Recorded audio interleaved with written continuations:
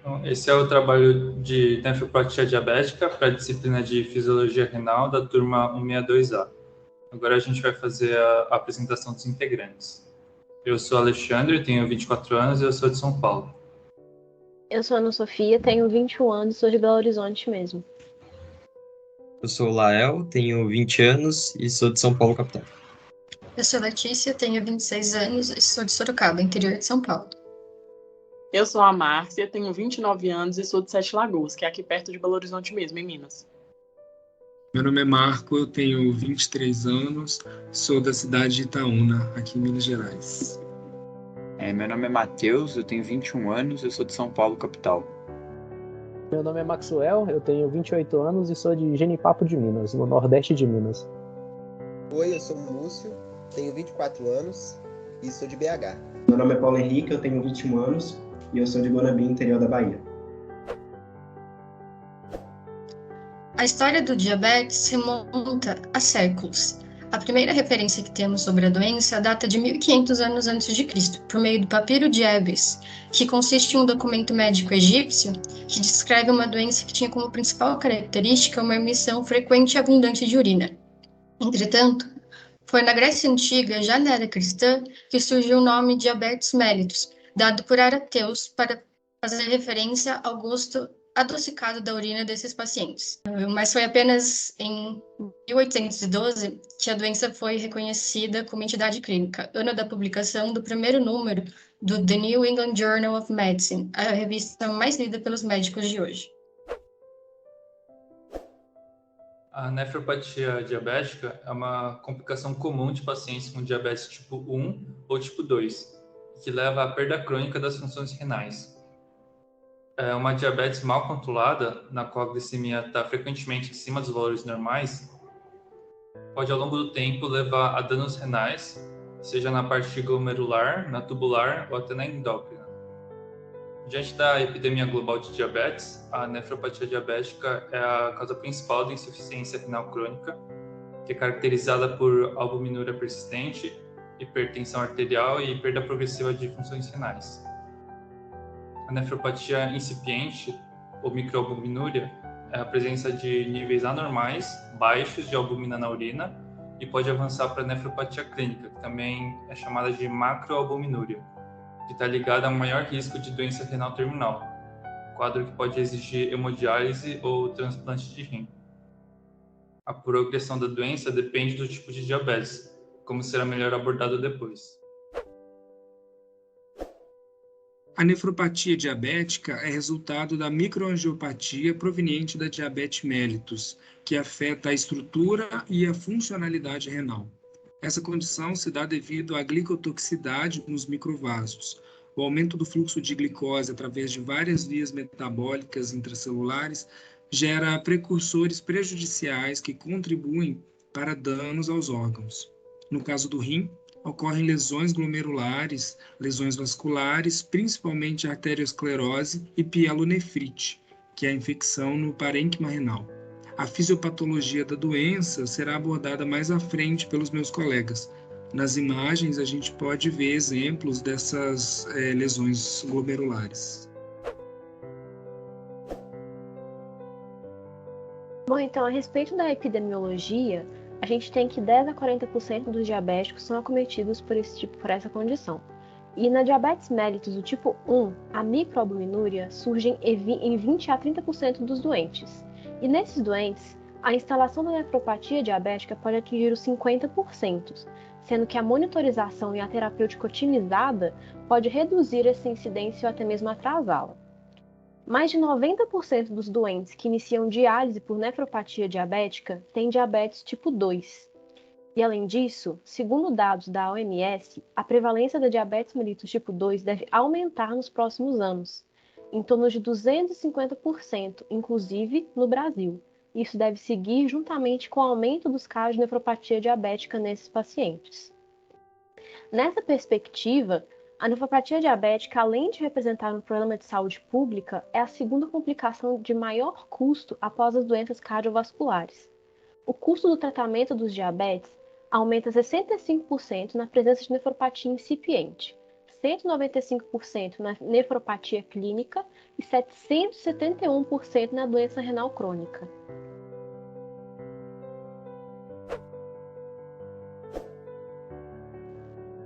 Quanto ao prognóstico, ele inclui a influência de variáveis étnicas e clínicas, por exemplo, a pressão arterial, controle glicêmico, a dotação de néfrons, nas taxas de progressão da doença renal crônica. Portanto, diferenças nas características basais das populações de estudo podem levar à variação nas taxas de desfecho relatadas. Embora a diabetes mellitus tipo 1 seja comumente detectada em um ponto inicial, não é verdade, isso não acontece com a diabetes tipo 2, o que dificulta a comparação da história natural da doença entre esses grupos, além das diferenças óbvias na idade e comorbidade basal entre as populações. Os aspectos técnicos da medição e a estimativa da taxa de filtração glomerular, bem como a avaliação da albuminúria, discutindo em profundidade em outros lugares, podem ter efeitos importantes na avaliação da progressão da doença renal crônica. O prognóstico ele é bom para os pacientes tratados e monitorados de modo meticuloso. No entanto, esses cuidados geralmente são muito difíceis na prática e a maioria dos pacientes perde lentamente a função renal. A nefropatia diabética acomete aproximadamente 10 a 40% dos indivíduos portadores de diabetes. Além disso, constitui a principal causa de doença renal crônica em pacientes que iniciam hemodiálise. Alguns fatores de risco estão associados ao desenvolvimento e à progressão da nefropatia diabética, sendo os mais definidos na literatura a hiperglicemia e a hipertensão arterial sistêmica, além do tabagismo, obesidade, rinopatia diabética, neuropatia autonômica, além da predisposição genética, como por exemplo a maior frequência em afro-americanos e mexicano-americanos. Quanto aos efeitos da hiperglicemia, temos a nefropatia diabética, que é o foco do trabalho, mas também temos a neuropatia, que acontece no seguinte: a glicose ela penetra em altos níveis nos nervos periféricos, causando estresse oxidativo e o acúmulo de potássio, que diminui a velocidade de condução da fibra nervosa. Outro mecanismo metabólico patológico decorrente da hiperglicemia crônica vem da formação dos produtos finais da glicosilação avançada, que também causam estresse oxidativo, secreção de citocinas, degradação da matriz extracelular, culminando na apoptose celular, o que gera perdas irreversíveis nos neurônios. Outro efeito da hiperglicemia é a retinopatia. Níveis elevados de açúcar no sangue fazem com que os pequenos vasos da retina sejam debilitados e causam lesões nesses vasos. Aí o sangramento pode gerar derrames e o fluido pode levar à cegueira total. Desordens imunológicas. Na desordem imunológica, os estímulos metabólicos e hemodinâmicos persistentes nos rins diabéticos resultam em lesões celulares que liberam moléculas conhecidas por padrão associado ao perigo, os DAMPs. Esses produtos interagem com receptores Toll-like e o receptor dos produtos da glicosilação avançada, que são regulados positivamente pela hiperglicemia. Quando há interação dos DAMPs com os receptores Toll-like, ocorre ativação da resposta imune inata. A linhagem mieloide das células imunes inatas produz a inflamação, na qual as diversas células imunológicas estão envolvidas, tanto na patogênese quanto na gravidade dos danos renais. Contudo, os fatores pró-inflamatórios sintetizados no tecido renal diabético não se limitam às células inflamatórias infiltradas, sendo a secreção de citocinas e quimiocinas encontradas em diversas células não imunes, como em diversos tipos celulares do parênquima renal, exacerbando o processo inflamatório que induz a danos progressivos por todo o corpo. Quanto às alterações funcionais, é observado, a princípio, a hiperfiltração glomerular, que ocorre de forma precoce, e o aumento da excreção de albumina, que tem o nome de albuminúria, né? Albumina na urina. Já com o avanço dessa patologia, o avanço da nefropatia, ocorre o aumento da proteinúria, que é proteínas na urina, e o declínio da taxa de filtração glomerular. Essas alterações funcionais são decorrentes é de alterações morfológicas. Quando se trata das alterações morfológicas presentes na nefropatia diabética, a gente pode citar lesões glomerulares, constituídas principalmente pelo espessamento da membrana basal capilar, para esclerose mesangial difusa e pela glomerulosclerose nodular. Além disso, estão presentes lesões vasculares renais, principalmente a arteriosclerose, como já foi abordado, e também a pielonefrite. Agora, especificando as alterações morfológicas, vou começar pelas lesões glomerulares. Ocorre, primeiramente, o espessamento generalizado da membrana basal capilar glomerular, que acomete quase todos os casos da doença. Essa condição se associa com a esclerose mesangial difusa, que consiste no aumento da matriz mesangial, que é ocasionada pelo aumento geral da membrana basal glomerular e também pela proliferação de células mesangiais. Isso pode ser observado aí na imagem abaixo. Devido a esse processo, há o desenvolvimento da glomerulosclerose nodular, ou glomerulosclerose intercapilar, que é caracterizada pela formação de um nódulo característico da doença, o nódulo de Kimmelstil-Wilson, que costuma ser único e alino acelular, como mostrado na figura abaixo. Com o desenvolvimento da doença, esses nódulos podem aumentar e acabar por comprimir os vasos capilares, destruindo o tufo glomerular. Outra complicação da nefropatia diabética é a arteriosclerose hialina, condição em que há deposição subendotelial de material hialino nos vasos sanguíneos, presente nas artérias e arteríolas de todo o corpo, não se restringindo ao rim, que pode ocasionar a isquemia de alguns vasos. Essa condição está representada nas imagens abaixo. Por fim, a pielonefrite, caracterizada pela inflamação aguda ou crônica dos rins, que em geral começa pelo tecido intersticial e depois vai se espalhando até afetar os túbulos. Algumas características do rim inflamado estão evidenciadas nessas imagens na parte da direita, em comparação com o rim normal. Apesar de não ser uma complicação exclusiva da nefropatia diabética, essa condição costuma ser mais grave nos pacientes que são diabéticos, e pode gerar a papilite necrotizante, que é a forma mais grave dessa inflamação. Por fim, é importante pontuarmos que a nefropatia diabética é uma doença silenciosa, ou seja, na grande maioria das vezes os pacientes são assintomáticos, manifestando sintomas geralmente nas fases mais avançadas da doença.